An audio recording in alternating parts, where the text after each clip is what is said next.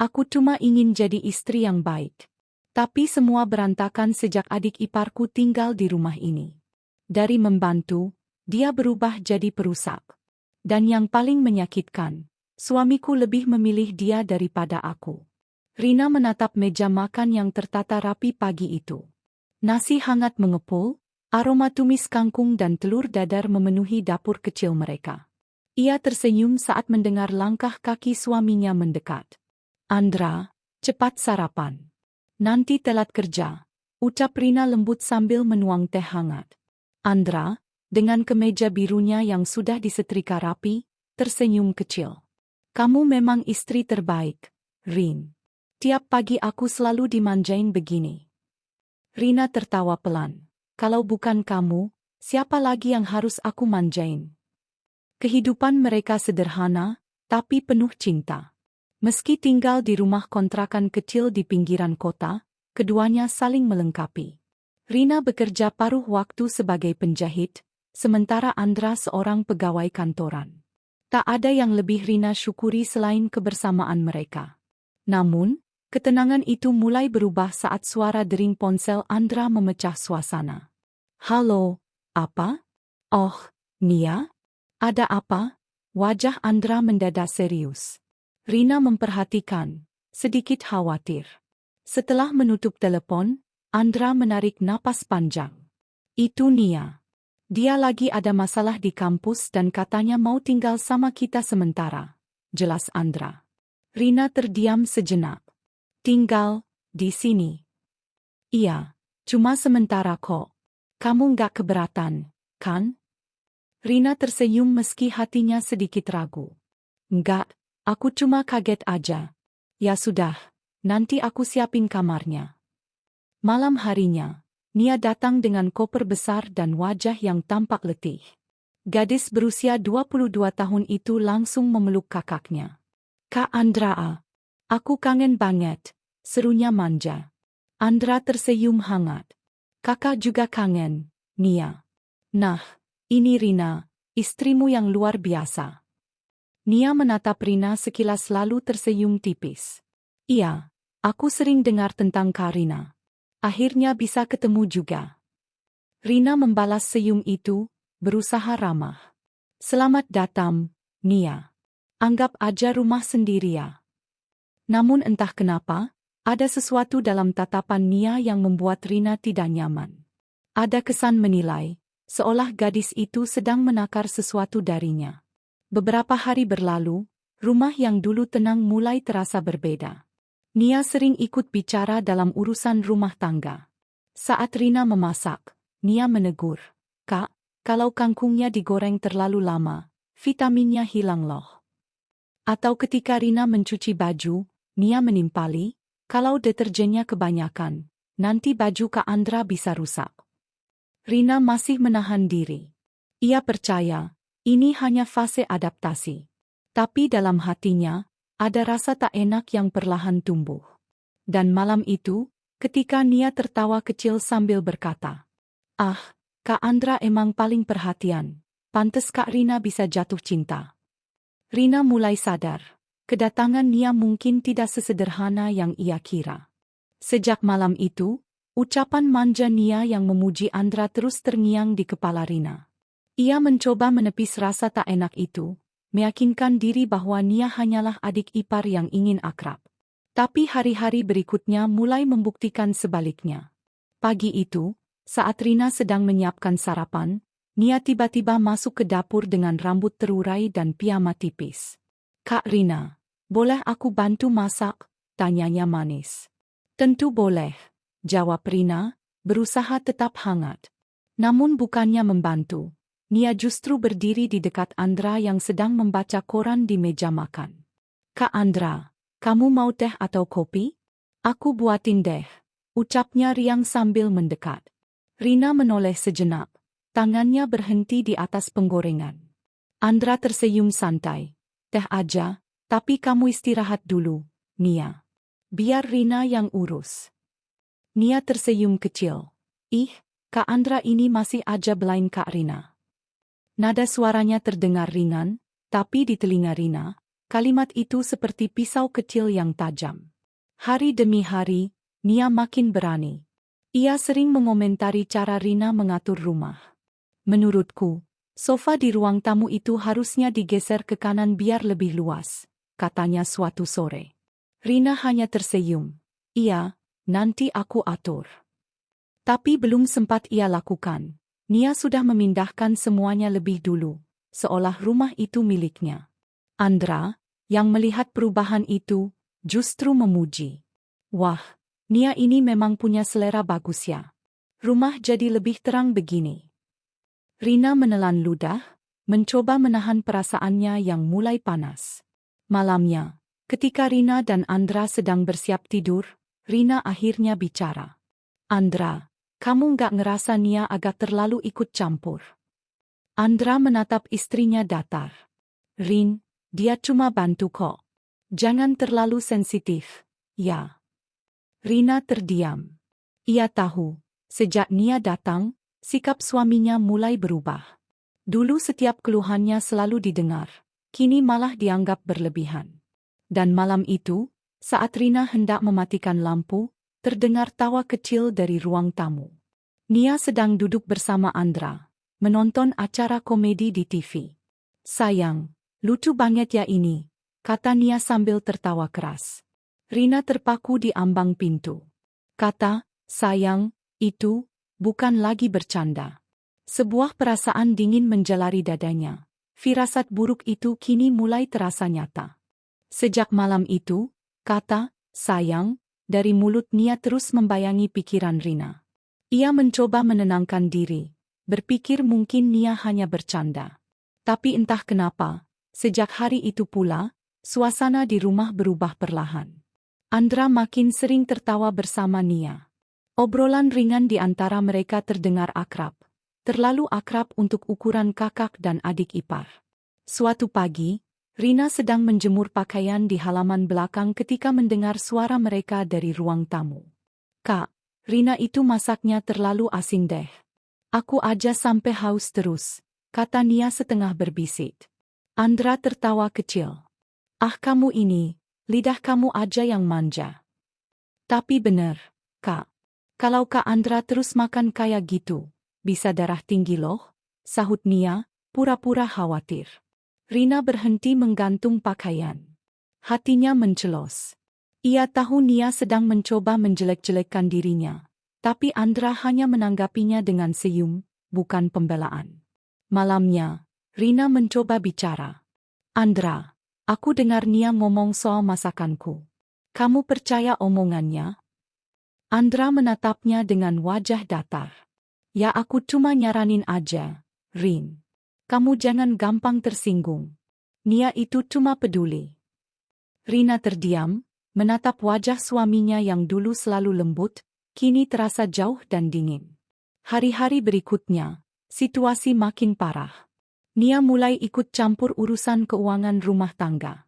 Ia menyarankan Andra agar lebih hemat dan jangan terlalu percaya sama Rina dalam hal uang.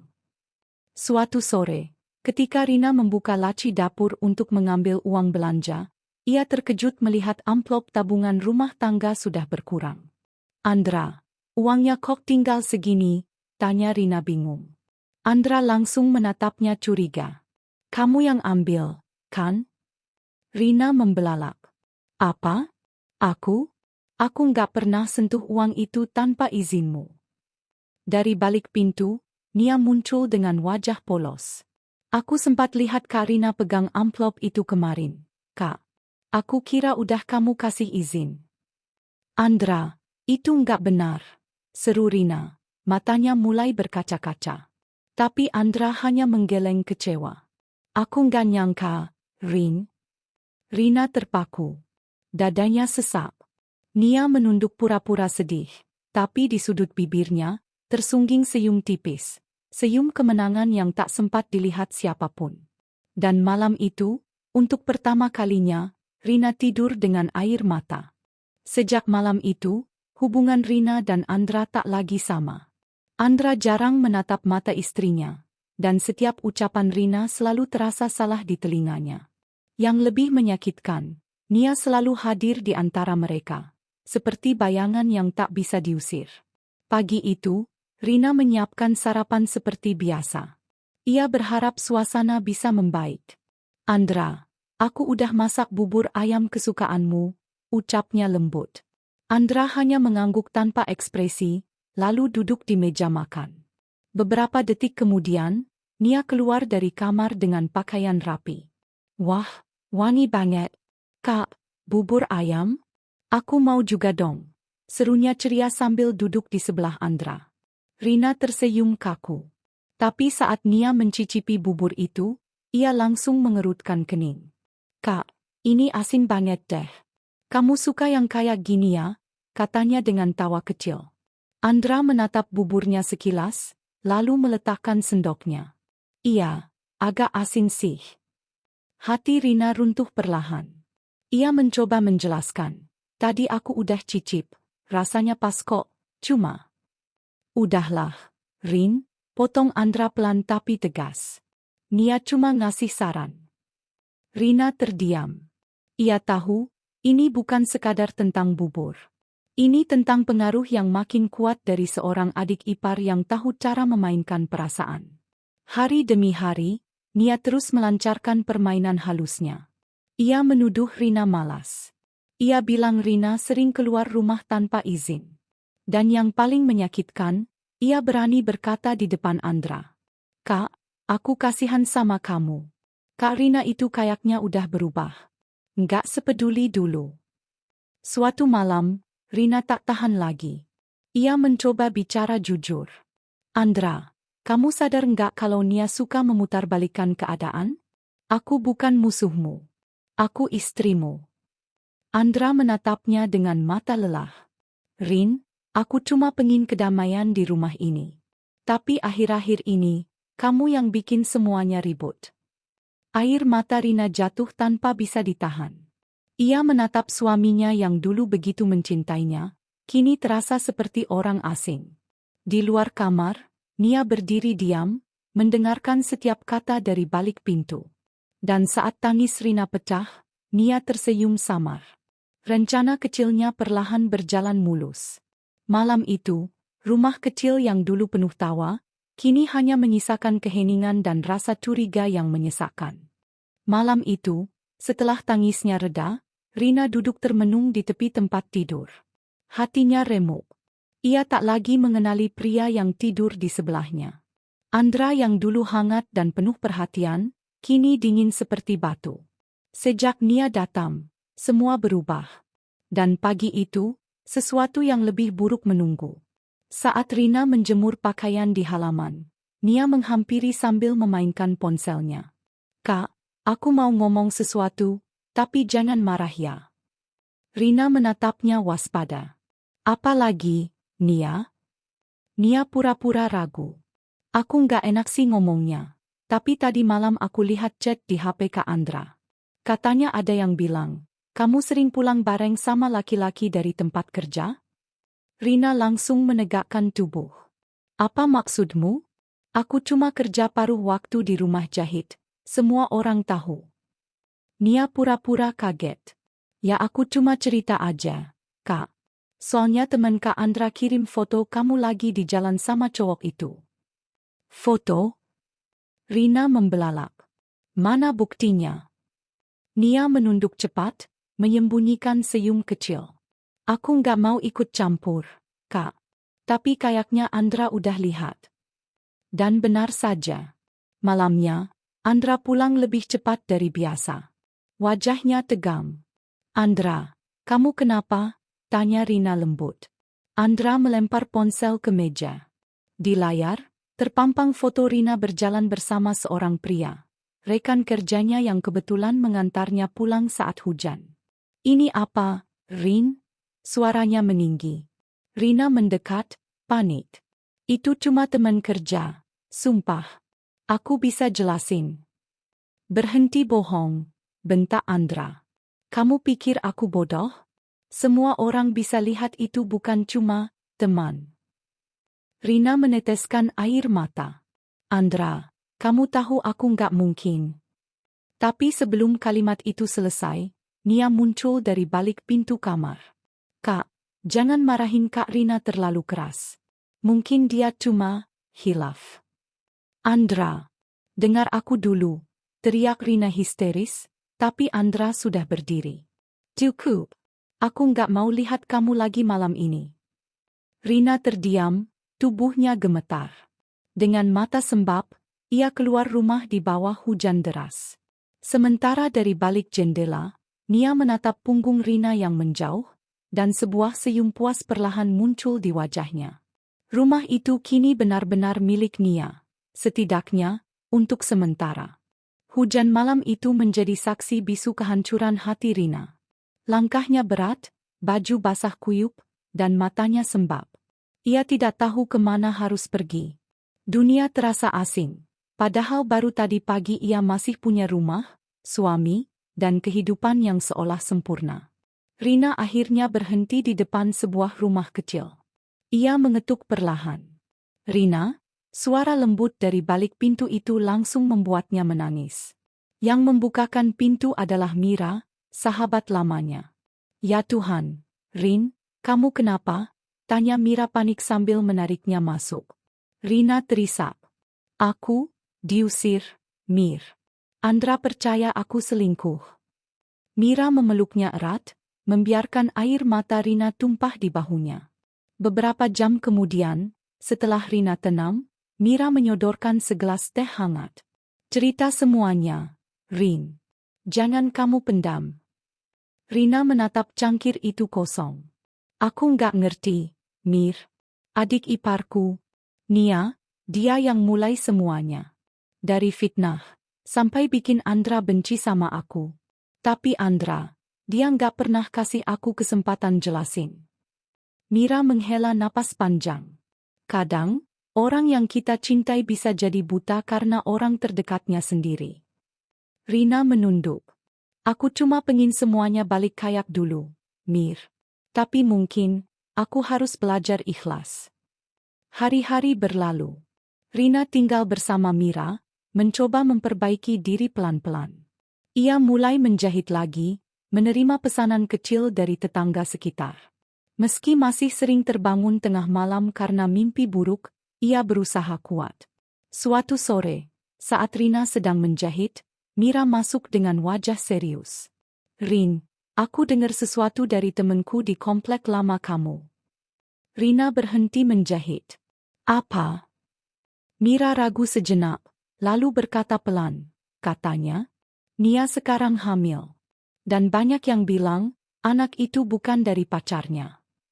Rina menatap Mira tanpa suara. Tangannya gemetar, jarum jahit jatuh ke lantai. "Jangan-jangan," bisiknya lirih. Mira menatapnya prihatin. "Orang-orang bilang, Andra yang bertanggung jawab." Rina membeku. Hatinya seperti dihantam petir. Selama ini ia berusaha menepis kemungkinan itu, tapi kini, semua potongan mulai menyatu. Air mata yang sempat berhenti, kembali mengalir tanpa suara. Setelah mendengar kabar dari Mira, hati Rina tak pernah benar-benar tenang. Malam demi malam ia terjaga, pikirannya dipenuhi tanya yang menyakitkan. Benarkah Andra dan Nia? Ia menolak percaya. Tapi semakin mencoba menepis, semakin kuat firasat buruk itu mencengkeram. Hingga suatu pagi, ia tak tahan lagi. "Aku harus lihat sendiri, Mir. Aku nggak bisa hidup dalam tanda tanya," ucap Rina tegas meski matanya masih sembab. Mira mencoba menahan. "Rin, kamu yakin siap?" Rina mengangguk. "Lebih baik aku sakit karena kebenaran, daripada terus disiksa oleh kebohongan." Sore itu, dengan langkah gemetar, Rina kembali ke rumah lamanya. Hujan gerimis turun perlahan, seperti ikut menahan napas bersamanya. Dari luar pagar, ia melihat jendela rumah masih menyala. Tirai tertutup separuh. Dan di baliknya, siluet dua orang tampak duduk berdekatan. Jantung Rina berdetak kencang. Ia mendekat, menyusuri dinding pelan-pelan. Dari celah tirai, terlihat Andra dan Nia di ruang tamu. Nia sedang menyandarkan kepala di bahu Andra, sementara tangan Andra menepuk lembut punggungnya. Rina terpaku. Dunia seakan berhenti. Enggak mungkin, bisiknya lirih. Namun yang paling menusuk adalah kalimat yang keluar dari mulut Nia berikutnya. Kak, aku takut kalau orang tahu. Semua pasti akan benci kita. Andra menatapnya lembut. Tenang, Nia. Kakak enggak akan ninggalin kamu. Kakak yang akan tanggung jawab. Tubuh Rina melemas. Napasnya terhenti. Ia ingin berteriak, tapi suaranya lenyap di tenggorokan. Air matanya jatuh begitu saja, membasahi wajahnya yang pucat. Beberapa saat kemudian, Nia berdiri.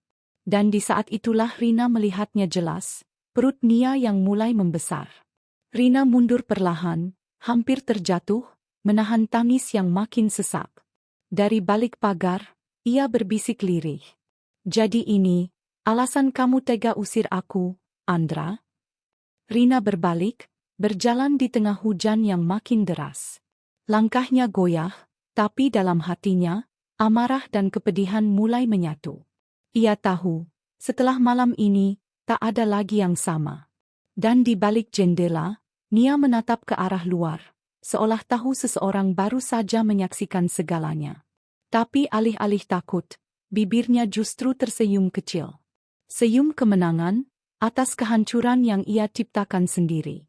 Keesokan harinya, Rina kembali ke rumah itu dengan langkah mantap. Bukan lagi dengan air mata, tapi dengan keberanian. Ia tahu, hari ini segalanya harus berakhir. Entah dengan kejelasan, atau dengan luka yang tak bisa disembuhkan.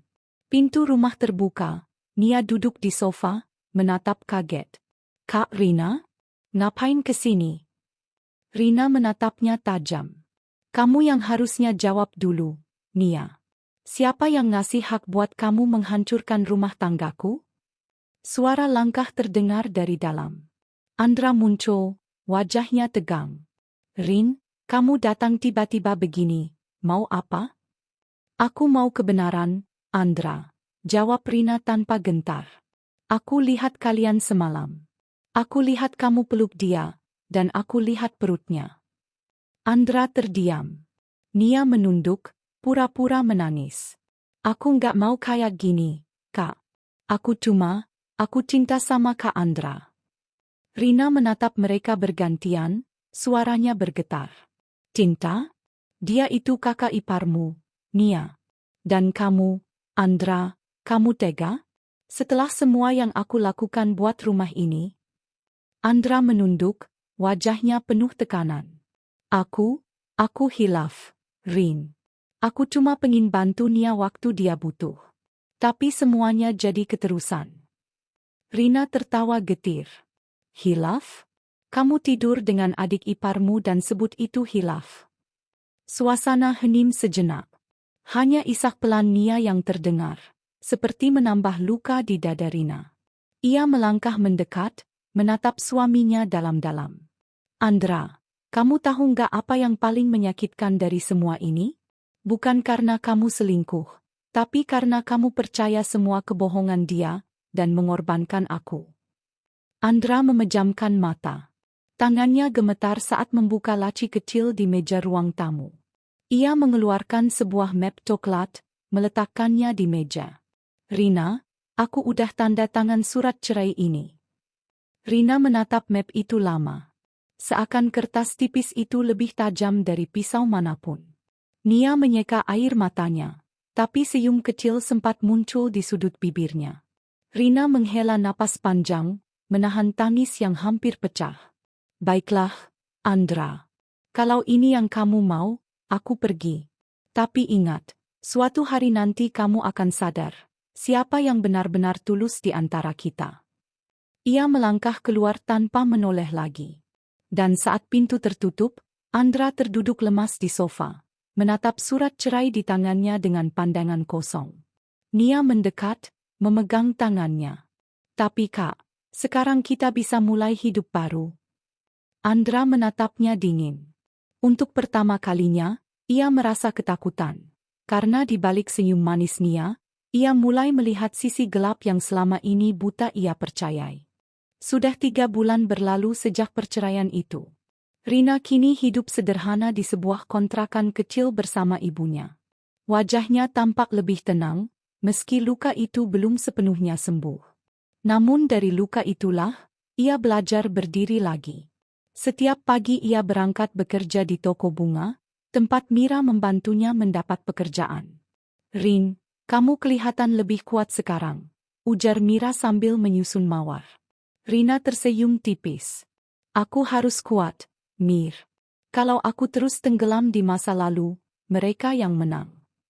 Sementara itu, di rumah besar yang dulu pernah jadi milik mereka, suasana berubah suram. Nia kini sering terlihat murung. Kandungannya memang semakin besar, tapi perhatian Andra makin menghilang. Setiap kali Nia bicara, Andra hanya menjawab singkat. Tatapan hangat yang dulu membuatnya luluh kini berubah dingin dan penuh penyesalan. Suatu malam, saat mereka makan malam, Nia tak tahan lagi. "Kak, kenapa sih akhir-akhir ini selalu diam? Kamu nyesel ya ninggalin Kak Rina?" Andra meletakkan sendoknya, menatapnya tajam. "Aku cuma mikir, semua ini bener enggak, Nia? Atau aku cuma ketipu sama permainan kamu?" Nia terkejut. "Apa maksud Kak Andra?" Andra berdiri, mengambil amplop dari meja kerja. "Aku nemuin ini di kamar kamu. Surat dari cowok yang katanya kamu putusin dulu. Tapi isinya, bayi yang kamu kandung bukan anakku, kan?" Wajah Nia langsung pucat. Ia panik, berdiri gemetar. "Itu nggak seperti yang Kak Andra pikir." "Sudah cukup, Nia," bentak Andra. Suaranya berat dan penuh amarah.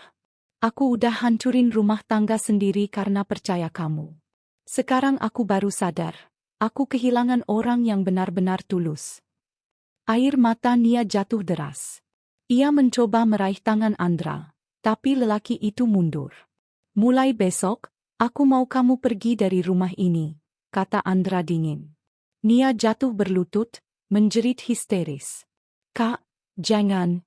Aku nggak punya siapa-siapa lagi." Tapi Andra sudah berbalik, melangkah pergi tanpa menoleh. Malam itu, Nia menangis sendirian di rumah besar yang kini kosong. Dan di tempat lain, Rina menatap langit dari jendela kontrakannya. Ia tak tahu apa yang sedang terjadi di rumah itu. Tapi entah kenapa, hatinya terasa lebih ringan. Seolah Tuhan mulai menata ulang segalanya. Dengan senyum kecil, Rina berbisik, "Mungkin ini saatnya aku hidup untuk diriku sendiri." 2 tahun telah berlalu. Rina kini hidup damai di kota kecil, jauh dari hiruk-pikuk masa lalunya. Ia membuka toko bunga kecil bernama Harapan Baru. Setiap hari, ia menyusun bunga dengan tangan sendiri. Bunga yang tak hanya indah, tapi juga menjadi simbol kebangkitannya. Suatu sore, seorang pelanggan datang membeli bunga mawar putih. Rina menatapnya, lalu tersenyum. Lelaki itu, Dani, tetangga baru yang ramah, selalu menyapa setiap pagi. "Kamu selalu pilih mawar putih," kata Rina lembut. Dani tersenyum. Katanya, "Mawar putih melambangkan ketulusan. Dan aku rasa, itu cocok banget sama kamu." Rina menunduk malu. Untuk pertama kalinya setelah sekian lama, hatinya berdebar lagi. Bukan karena luka, tapi karena harapan yang mulai tumbuh. Di sisi lain, Andra duduk sendirian di depan makam kecil bertuliskan Nia Rahmadani. Air matanya jatuh tanpa henti. Nia meninggal saat melahirkan, dan bayi yang dilahirkannya tidak pernah diketahui siapa ayah kandungnya. Sejak hari itu, hidup Andra seperti kehilangan arah. Rumah megahnya kini sunyi, penuh kenangan dan penyesalan. "Rina," gumamnya lirih, "kalau waktu bisa diulang, aku nggak akan pernah nyakitin kamu." Tapi waktu tak pernah bisa diputar. Yang tersisa hanya rasa sesal yang menyesakkan dada. Suatu hari, tanpa sengaja, Andra melihat sebuah toko bunga kecil di tepi jalan kota saat sedang dinas luar. Di papan toko itu tertulis nama yang sangat dikenalnya, Harapan Baru by Rina. Ia berhenti, menatap dari jauh. Rina sedang melayani pembeli, wajahnya teduh, senyumnya tulus. Di sampingnya berdiri Dani, membantu menata bunga dengan penuh perhatian. Keduanya tampak bahagia, damai tanpa beban masa lalu. Andra hanya bisa memandangi mereka dari balik kaca mobil, dadanya sesak. Ia ingin mendekat, tapi langkahnya tertahan. Ia sadar, kebahagiaan Rina bukan lagi tempatnya. Dengan senyum getir, ia berbisik pelan. Setidaknya, kamu akhirnya bahagia, Rina. Maaf karena aku baru mengerti, setelah semuanya terlambat. Mobilnya melaju pelan meninggalkan toko bunga itu, sementara Rina menatap langit senja yang berwarna jingga. Ia tak tahu Andra baru saja lewat, tapi dalam hatinya, ia merasa damai. Seolah semesta memberi tanda bahwa masa lalu benar-benar sudah selesai. Rina tersenyum dan berbisik. Hidup memang gak selalu adil, tapi Tuhan tahu kapan harus menukar luka dengan bahagia. Dan di bawah cahaya senja itu, kisahnya benar-benar berakhir. Bukan dengan tangisan, tapi dengan keikhlasan yang akhirnya memerdekakan hati. Kadang, orang yang kita percayai justru menjadi alasan terbesar kita terluka. Seperti Rina, yang harus belajar melepaskan bukan karena menyerah, tapi karena akhirnya ia sadar, mempertahankan sesuatu yang salah hanya akan membuatnya hancur perlahan. Namun dari luka itu, Rina bangkit. Ia membuktikan bahwa kebahagiaan sejati tidak datang dari orang lain, tapi dari hati yang ikhlas dan keberanian untuk memulai lagi. Sementara bagi Andra, penyesalan datang terlambat. Karena tidak semua yang pergi akan kembali, dan tidak semua yang kita hancurkan bisa diperbaiki. Jadi, dari cerita ini kita belajar. Jangan biarkan orang lain merusak rumah tangga atau kebahagiaan yang sudah kamu bangun. Jaga kepercayaan, jaga kesetiaan, dan jangan pernah abaikan orang yang benar-benar tulus mencintaimu.